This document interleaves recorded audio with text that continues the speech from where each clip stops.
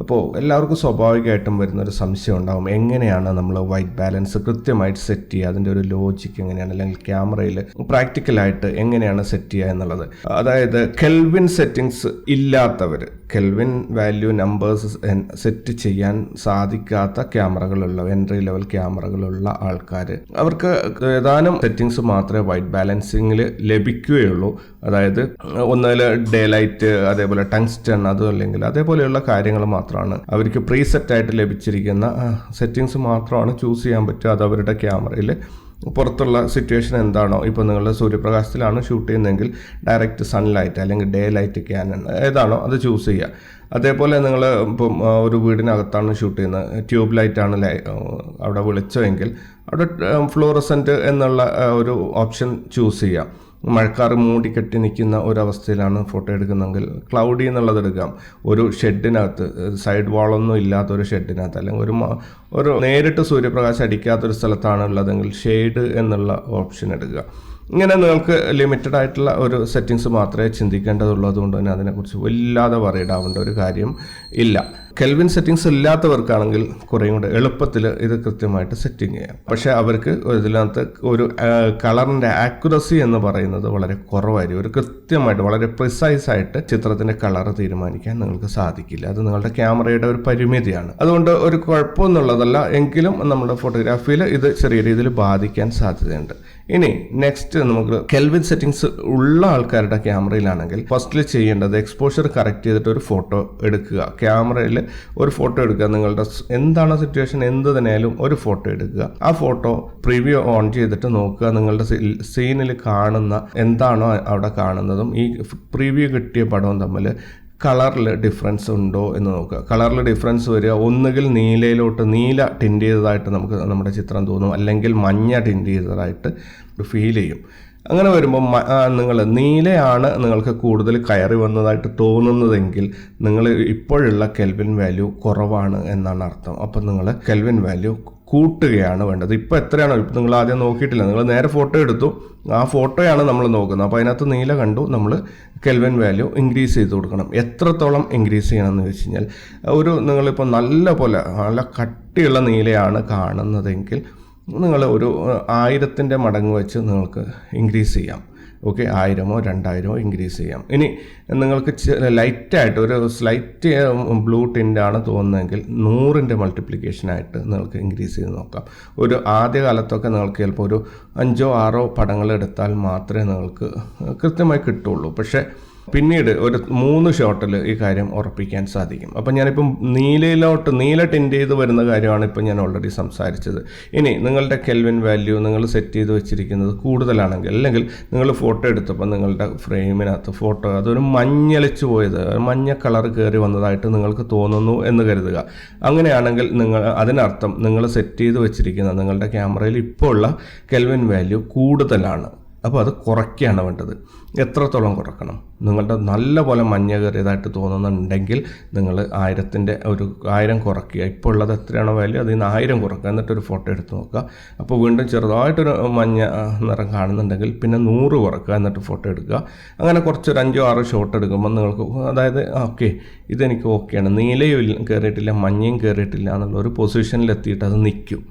അതായത് അതിൻ്റെ അപ്പുറത്തോട്ട് പോയി കഴിഞ്ഞാൽ ഒരു 2-3 ഫോട്ടോസ് കമ്പയർ ചെയ്ത് നോക്കുമ്പോൾ അതിൽ കറക്റ്റ് ഒരു സെൻറ്റർ വാല്യൂവിൽ വന്നൊരു ഫോട്ടോ നിങ്ങൾക്ക് കൃത്യം ഓക്കെയാണ്, ഇതിനകത്ത് നീലയും മഞ്ഞയൊന്നും കയറിയിട്ടില്ല എന്ന് നിങ്ങളുടെ കണ്ണിന് ബോധ്യപ്പെട്ടാൽ അതാണ് ആ സിറ്റുവേഷനിലുള്ള വൈറ്റ് ബാലൻസ്. ഇങ്ങനെയാണ് നമ്മൾ വൈറ്റ് ബാലൻസ് തീരുമാനിക്കേണ്ടത്. ഇത് കൂടാതെ നമ്മളെ ക്യാമറയിൽ കസ്റ്റം വൈറ്റ് ബാലൻസ് എന്നൊരു ഓപ്ഷൻ ഉണ്ട്. ഓക്കെ, കസ്റ്റം വൈറ്റ് ബാലൻസ് എന്തിനാണെന്ന് പറഞ്ഞു കഴിഞ്ഞാൽ, നിങ്ങൾക്കിപ്പോൾ കെൽവിൻ സെറ്റിങ്സ് ഉള്ളവരായാലും ഇല്ലാത്തവരായാലും നിങ്ങളൊരു മോഡൽ ഷൂട്ടാണ് ചെയ്യുന്നത്, ഒരു നല്ലപോലെ ലൈറ്റപ്പ് ചെയ്തിട്ട് ഫ്ലാഷൊക്കെ യൂണിറ്റൊക്കെ ഇട്ടിട്ടാണ് ചെയ്യുന്നത്. അപ്പോൾ അവിടെ പല ഫ്ലാഷ് ഉപയോഗിക്കുന്നതുകൊണ്ട് തന്നെ ചിലതിന് ചെറിയൊരു കളർ വേരിയേഷൻ വരാൻ സാധ്യതയുണ്ട്. അങ്ങനെ വരുമ്പോൾ നിങ്ങൾ ഇത് കൃത്യമായിട്ട് ഒരു ഫ്ലാഷിൻ്റെ വൈറ്റ് ബാലൻസ് സെറ്റിങ്സ് സെറ്റ് ചെയ്ത് വെച്ചാലും ഒരു പക്ഷേ നിങ്ങളുടെ ഇമേജിൽ കറക്ഷൻസ് ഉണ്ടാവും. അപ്പോൾ നമ്മൾ എന്താ ചെയ്യുകയെന്ന് പറഞ്ഞു കഴിഞ്ഞാൽ 18% ഗ്രേ കോട്ടിംഗ് ഉള്ള ഒരു വൈറ്റ് പേപ്പർ, അതിനെ ഗ്രേ കാർഡ് എന്നാണ് പറയുക. ഗ്രേ കാർഡ് നിങ്ങൾക്ക് 50 രൂപ 100 രൂപയൊക്കെ കൊടുത്തു കഴിഞ്ഞാൽ കടകളിൽ വാങ്ങിക്കാൻ കിട്ടും. അതായത് ക്യാമറ ഷോപ്പുകളിൽ ഇത് വാങ്ങിക്കാൻ കിട്ടും, ഗ്രേ കാർഡ്. അത് പല സൈസിൽ വരുന്നുണ്ട്. ഒരു 30x30 ഒരു A4 സൈസിൻ്റെ വലിപ്പത്തിലുള്ള ഒരു പേപ്പർ നിങ്ങളുടെ കയ്യിലുണ്ടെങ്കിൽ നല്ലതാണ്. സാധാരണ അത് ബാഗിൽ കൊണ്ടു നടക്കാൻ ബുദ്ധിമുട്ടുള്ളത് കൊണ്ട് തന്നെ 6x4 അതായത് ഒരു ചെറിയ സ്റ്റുഡിയോ പ്രിന്റ് ഫോട്ടോൻ്റെ അത്രയും സൈസുള്ള ഗ്രേ കാർഡാണ് അധികം ആൾക്കാരും കയ്യിൽ കരുതുക. ഈ ഗ്രേ കാർഡ് നിങ്ങളുടെ ലൈറ്റിംഗ് എല്ലാം സെറ്റ് ചെയ്തതിന് ശേഷം നിങ്ങൾ ആ ഫ്രെയിമിൽ വെച്ചിട്ട് ഈ ഗ്രേ കാർഡ് ഒരു ഫുൾ അതായത് ഫ്രെയിം ഫില്ല് ചെയ്തിട്ട് ഒരു ഫോട്ടോ എടുക്കണം. ആ ഫോട്ടോ വെച്ചാണ് പിന്നെ നിങ്ങളുടെ ക്യാമറ വൈറ്റ് ബാലൻസ് തീരുമാനിക്കുന്നത്. നിങ്ങളുടെ മെനുവിൽ ക്യാമറ മെനുവിൽ പോയിട്ട് കസ്റ്റം വൈറ്റ് ബാലൻസ് മെനു എടുത്തിട്ട് അതിനകത്ത് നിക്കോണിനും ക്യാനണിനും ഇത് 2 രീതിയിലാണ്. ഞാൻ ക്യാനണിൻ്റെ ഫസ്റ്റിൽ പറഞ്ഞുതരാം. നിങ്ങൾ എന്താ ചെയ്യേണ്ടതെന്ന് പറഞ്ഞു കഴിഞ്ഞാൽ ഫസ്റ്റിൽ ഞാൻ ഈ പറഞ്ഞതുപോലെ എക്സ്പോഷർ കറക്റ്റ് ചെയ്തിട്ട് ആ ഒരു നിങ്ങൾ ഏത് സിറ്റുവേഷനിലാണോ നിങ്ങളുടെ മോഡലിനെ വെച്ച് ഫോട്ടോ എടുക്കാൻ പോകുന്ന ആ സിറ്റുവേഷനിൽ വെച്ചിട്ട് ഈ ഗ്രേ കാർഡിൻ്റെ ഒരു ഫുൾ സൈസ് ഫോട്ടോ എടുക്കുക. അതിനകത്ത് വേറെ എക്സ്ട്രാ കളേഴ്സ് ഒന്നും തന്നെ കയറി വരാൻ പാടില്ല. ഈ ഗ്രേയുടെ അത് തന്നെ ആയിരിക്കണം. ഇപ്പോൾ നമുക്ക് പരീക്ഷണത്തിന് വേണ്ടി ഒരു വൈറ്റ് കാർഡ് ഉപയോഗിച്ചാൽ മതി, A4 പേപ്പർ ഉപയോഗിച്ചാലും മതി, കുഴപ്പമൊന്നുമില്ല. നിങ്ങൾ എന്താ ചെയ്യേണ്ടതെന്ന് പറഞ്ഞാൽ നിങ്ങളുടെ ക്യാനൺ യൂസേഴ്സ് നേരെ കസ്റ്റം വൈറ്റ് ബാലൻസ് എന്ന് പറഞ്ഞാൽ നിങ്ങളുടെ മെനു എടുത്തു കഴിഞ്ഞാൽ കസ്റ്റം വൈറ്റ് ബാലൻസ് എന്ന് പറഞ്ഞിട്ട് ഒരു മെനു ഐറ്റം ഉണ്ട്. അതിനകത്ത് പോയി കഴിഞ്ഞാൽ നിങ്ങൾക്ക് കസ്റ്റം വൈറ്റ് ബാലൻസിനകത്ത് നിങ്ങൾ ആ ഓപ്ഷൻ ചൂസ് ചെയ്ത് കഴിഞ്ഞാൽ നിങ്ങൾ അവസാനം എടുത്ത ഒരു പടമാണ് അവിടെ നേരിട്ട് കാണിക്കുക. അപ്പോൾ മിക്കവാറും നിങ്ങൾ ലാസ്റ്റ് എടുത്തത് ഈ പടം തന്നെ ആയിരിക്കും. അപ്പോൾ അതിനകത്ത് ചൂസ് ചെയ്ത് കൊടുക്കുക, ആ പടം ഓക്കെ അടിക്കുക. വീണ്ടും ഇത് വൈറ്റ് ബാലൻസ് സെറ്റ് ചെയ്യണമെന്ന് ഒരു പ്രാവശ്യം കൂടി നിങ്ങളോട് ചോദിക്കും. അപ്പോൾ വീണ്ടും യെസ് അടിച്ചു കൊടുത്ത് എല്ലാം കസ്റ്റം വൈറ്റ് ബാലൻസ് ആയിട്ട് സെറ്റ് ചെയ്തു. പിന്നെ നിങ്ങൾ ക്യാമറ മെനു, ഫോട്ടോ എടുക്കുന്ന ഷൂട്ടിംഗ് മെനു അല്ലെങ്കിൽ ക്യൂ മെനു അടിച്ചിട്ട് അവിടെ വൈറ്റ് ബാലൻസ് കസ്റ്റം എന്നുള്ള 2 ചെരിഞ്ഞ ആരോ ഉള്ള നടുക്കൊരു വൃത്തമുള്ള ആ ഒരു സംഭവം ചൂസ് ചെയ്യണം. അങ്ങനെയാണെങ്കിൽ നിങ്ങൾ ഇപ്പോൾ സെറ്റ് ചെയ്ത ഇമേജ് പ്രകാരം നിങ്ങളുടെ വൈറ്റ് ബാലൻസ് നിങ്ങൾക്ക് അവിടെ കിട്ടുന്നതായിരിക്കും.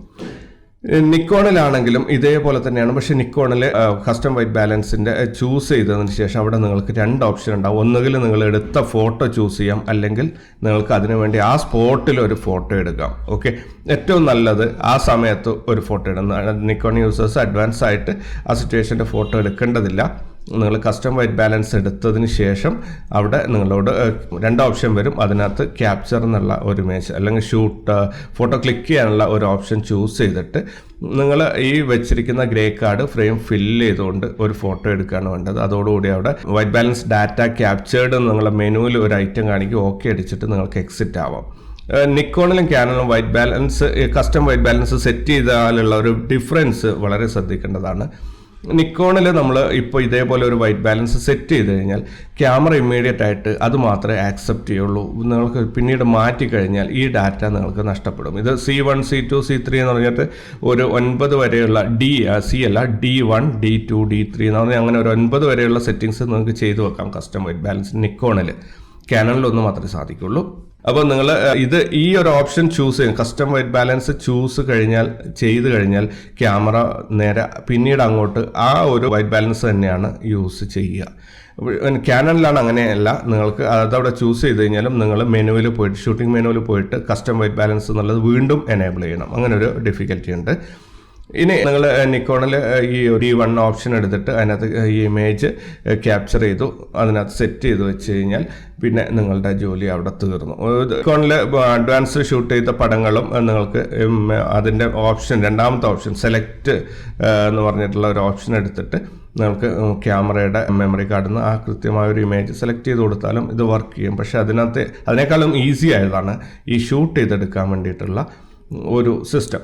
ഓക്കെ, അപ്പോൾ എല്ലാവരും അതൊന്ന് പരീക്ഷിച്ച് നോക്കുക. ഇതിൽ ഒരു പ്രശ്നമുള്ള എന്താണെന്നാൽ ഈ കസ്റ്റം വൈറ്റ് ബാലൻസ് യൂസ് ചെയ്ത് കഴിഞ്ഞാൽ നിങ്ങളിപ്പം ഒരു സ്റ്റുഡിയോ സെറ്റപ്പിൽ ലൈറ്റപ്പ് സെറ്റ് ചെയ്തിട്ട് പോവുകയാണെങ്കിൽ നല്ലതാണ്. നിങ്ങൾക്ക് ആ ഷൂട്ട് കഴിഞ്ഞാൽ ഇത് മാറ്റാം. അല്ലെങ്കിൽ എന്താ കുഴപ്പമെന്ന് പറഞ്ഞാൽ നിങ്ങളിപ്പം വീടിനകത്തൊരു ഷൂട്ട് ഫ്ലൂറസെൻറ്റിൽ നടക്കുമ്പോൾ നിങ്ങളിങ്ങനെ ഒരു ഗ്രേ കാർഡൊക്കെ വെച്ച് ഫോട്ടോ എടുത്ത് വൈറ്റ് ബാലൻസ് സെറ്റ് ചെയ്ത് വീട്ടിനകത്തേക്കുള്ള ലൈറ്റൊക്കെ കഴിഞ്ഞു. ഇനി പുറത്താണ് ഷൂട്ട് ചെയ്യാൻ വരുന്നതെങ്കിൽ നിങ്ങൾ പുറത്ത് വന്നിട്ടും ഇതേ എക്സസൈസ് റിപ്പീറ്റ് ചെയ്യണം. കാരണം എന്തൊക്കെയാണോ അകത്ത് ചെയ്ത് ഇതേപോലെ ഒരു ഗ്രേ കാർഡ് പുറത്ത് വെച്ചിട്ട്, കാരണം ലൈറ്റിംഗ് സിറ്റുവേഷൻ മാറുമ്പോൾ വീണ്ടും വൈറ്റ് ബാലൻസിൽ പ്രശ്നം വരും. അപ്പോൾ ഇത് സാധാരണ ഒരു റെഗുലർ ഫോട്ടോഷൂട്ടിൽ ആരും തന്നെ ഉപയോഗിക്കാറില്ല. കാരണം ഇതിൻ്റെ ഈ തലവേദന കൊണ്ടാണ്. ഇത് ഓരോ സമയത്തും നമ്മൾ ഭാഗത്തുനിന്ന് മറ്റൊരു ഭാഗത്തേക്ക് നീങ്ങുമ്പോൾ ആ സ്ഥലത്ത് വെച്ചിട്ട് ആ ലൈറ്റിംഗ് സിറ്റുവേഷനിൽ വെച്ചിട്ട് നമ്മൾ വീണ്ടും ഇതേ എക്സസൈസ് ചെയ്യണം. അതുകൊണ്ട് തന്നെ റെഗുലർ ഷൂട്ടിൽ ഉപയോഗിക്കാറുള്ളത് കുറവാണിത്. ഇതെല്ലാം പ്ലാൻഡ് ഷൂട്ടിൽ ഉപയോഗിക്കാറുണ്ട്. ഗ്രേ കാർഡ് ഉപയോഗിച്ചിട്ട് നമുക്ക് ഒന്ന് ക്യാമറയിൽ കസ്റ്റം വൈറ്റ് ബാലൻസ് സെറ്റ് ചെയ്യാം. അത് പ്രൊഡക്ഷൻ എന്ന് പറയും നമ്മൾ. ഇനി പോസ്റ്റ് പ്രൊഡക്ഷന് വേണ്ടിയിട്ട് വൈറ്റ് ബാലൻസ് സെറ്റ് ചെയ്യാൻ വേണ്ടി നിങ്ങൾ നിങ്ങളൊരു ഫോട്ടോഗ്രാഫർ മാത്രമാണ്, നിങ്ങൾ ഒരു ഫോട്ടോ എടുക്കുന്നത്, എഡിറ്റർ വേറൊരാളാണ്, അയാൾക്ക് എഡിറ്റ് ചെയ്യാൻ വേണ്ടി കൊടുക്കാനാണ്. ഇപ്പോൾ നിങ്ങളൊരു മോഡലിനെ വെച്ചിട്ട് ഫോട്ടോഷൂട്ട് ലൈറ്റപ്പൊക്കെ സെറ്റ് ചെയ്തു, വൈറ്റ് ബാലൻസ് നിങ്ങൾ വളരെ കറക്റ്റായിട്ട് ചെയ്തിട്ടുണ്ട്. പക്ഷേ നിങ്ങൾ എന്താ ചെയ്യാന്ന് പറഞ്ഞാൽ, ഇപ്പോൾ ഒരു മോഡലിൻ്റെ ഒരു ചെസ്റ്റ് ലെവൽ ഷോട്ടാണ് നിങ്ങൾ എടുക്കുന്നതെങ്കിൽ, അല്ലെങ്കിൽ മിഡ് ക്ലോസ് ആയിട്ടുള്ളൊരു ഫോട്ടോ എടുക്കുന്നതെങ്കിൽ, നിങ്ങൾ ആ ഫ്രെയിം ഒന്നുകൂടെ ലൂസാക്കിയിട്ട് ഒരു അരയുടെ ഭാഗം തൊട്ട് നിങ്ങൾ ആ ഫ്രെയിമിനകത്ത് ഉൾപ്പെടുത്തും. എന്നിട്ട് അവരുടെ ഡ്രസ്സിൽ ഒരു 4x6 ഒരു ഗ്രേ കാർഡ് അവിടെ പിൻ ചെയ്തിട്ടും ഈ മോഡലിൻ്റെ ഡ്രസ്സിൽ താഴെ ഭാഗത്ത്, നമുക്ക് വേണ്ടത് ചെസ്റ്റ് ലെവലിലുള്ള മിഡ് ക്ലോസ് ആണ്. അപ്പോൾ എഡിറ്റ് ചെയ്യുന്ന ആൾ എന്ത് ചെയ്യുന്നു പറഞ്ഞാൽ അത് ക്രോപ്പ് ചെയ്തിട്ട് മിഡ് ക്ലോസ് ആക്കി ഫ്രെയിം അയാൾ എടുത്തോളും. ഈ നമ്മൾ ഓവർ എക്സ്ട്രാ സ്പേസ് ഇട്ടത് എന്തിനാണെന്ന് പറഞ്ഞാൽ, നമ്മുടെ ഗ്രേ കാർഡ് ആ മോഡലിൻ്റെ ശരീരത്തിൽ അവിടെ ഒട്ടിച്ചു വയ്ക്കുമ്പോൾ പോസ്റ്റ് പ്രൊഡക്ഷൻ ചെയ്യുന്ന ആൾക്ക് വളരെ ഈസി ആയിട്ട് വൈറ്റ് ബാലൻസിൽ എന്തെങ്കിലും പ്രശ്നങ്ങളുണ്ടെങ്കിൽ അത് കറക്റ്റ് ചെയ്യാൻ വേണ്ടി വളരെയധികം സഹായിക്കും. അയാൾക്ക് ആ ഗ്രേ കാർഡ് എവിടെയാണോ ഉള്ളത്, വൈറ്റ് ബാലൻസ് പിക്കർ ടൂള് ഫോട്ടോഷോപ്പിലൊക്കെ ഉണ്ട്, അത് പോയിട്ട് അവിടുന്ന് സിമ്പിളായിട്ട് ക്ലിക്ക് ചെയ്ത് എടുത്തു കഴിഞ്ഞാൽ കൃത്യമായ എന്തെങ്കിലും വൈറ്റ് ബാലൻസിൽ പ്രശ്നങ്ങളുണ്ടെങ്കിൽ, മൈന്യൂട്ട് അഡ്ജസ്റ്റ്മെൻറ്റ്സ് വേണം എന്നുണ്ടെങ്കിൽ തീർച്ചയായിട്ടും അയാൾക്ക് അവിടെ വെച്ച് അത് ചെയ്യാൻ പറ്റും. അതാണ് ഈ ഒരു സംവിധാനത്തിൻ്റെ മെയിൻ പ്രത്യേകത. അപ്പോൾ എല്ലാവരും അത് ശ്രദ്ധിക്കണം. നിങ്ങൾ ഫോട്ടോഷൂട്ട് ചെയ്യുന്നത് 2 വിധത്തിൽ നിങ്ങൾക്ക് കസ്റ്റം വൈറ്റ് ബാലൻസ് ചൂസ് ചെയ്യാം. ഒന്ന്, നിങ്ങൾക്ക് ഒരു ഫുൾ ഫ്രെയിമിൽ ഒരു ഗ്രേ കാർഡിൻ്റെ ഫോട്ടോ എടുത്തിട്ട് ക്യാമറയിൽ സെറ്റ് ചെയ്യാം.